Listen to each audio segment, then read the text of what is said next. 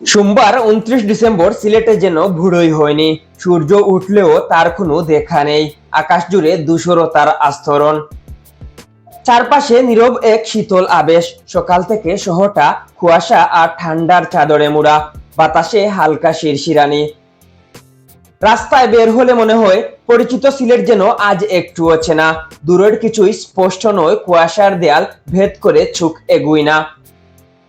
মানুষজন গুটিসুটি মেরে হাঁটে, কাঁধে শীতের ভার। চায়ের দোকানগুলোতে ভিড় একটু বেশি।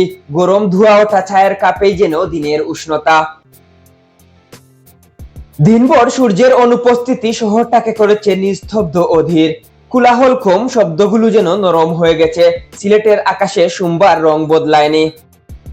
আর ওই দিন সন্ধ্যা নামতেই দৃশ্যপট বদলে যায় আরো গভীরভাবে। রাতের সিলেট ঢেকে যায় ঘন কুয়াশার চাদরে।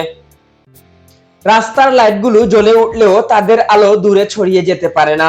প্রতিটি লাইটের নিচে জমাট বাঁধা কুয়াশা, আলো আর ধোঁয়ার মেলবন্ধনে তৈরি হয় এক অপূর্ব দৃশ্য।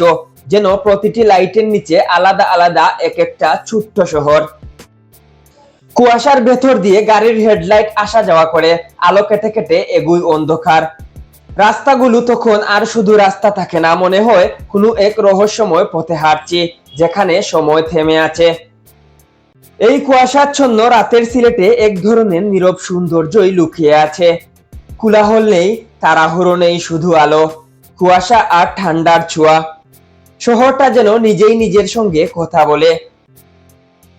আজকের সিলেট তাই শুধু ঠান্ডায় আচ্ছন্ন নয়, আজকের সিলেট কুয়াশার ভেতরে লুকিয়ে রাখা এক অনুভূতি, যেখানে সূর্য না উঠলেও, আলো না ছড়ালেও প্রকৃতি তার নীরব সৌন্দর্য দিয়ে সাজিয়ে দিয়েছে ভিন্ন এক মায়ায়।